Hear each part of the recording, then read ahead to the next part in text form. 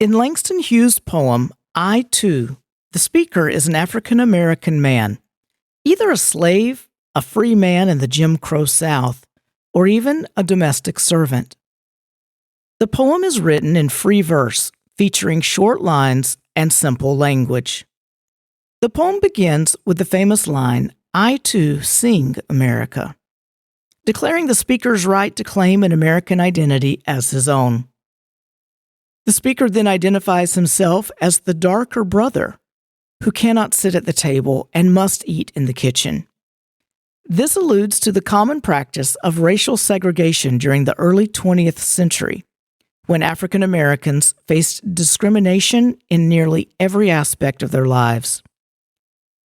They were forced to live, work, eat, and travel separately from their white counterparts, had few civil or legal rights, were often victims of racial violence, and faced economic marginalization. The third stanza begins with the word tomorrow and shifts to a hopeful tone. Refusing to languish in despair, the speaker proclaims that tomorrow he will join the others at the table and no one will dare send him back to the kitchen.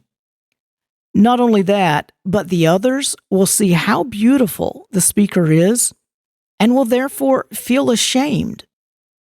With this profound optimism, the speaker demonstrates a heightened sense of self and proclaims his ambition to assert his legitimacy as an American citizen and as a man. I Too is a revisioning of Walt Whitman's poem, I Hear America Singing. In Whitman's poem, a variety of Americans, including a mechanic, carpenter, boatman, and mother, sing joyfully about America.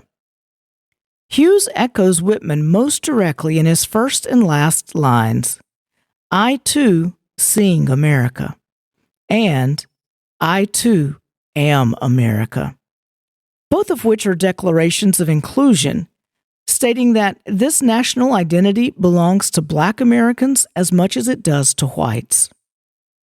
In this way, Hughes allows his readers to envision a racially equal society in the near future.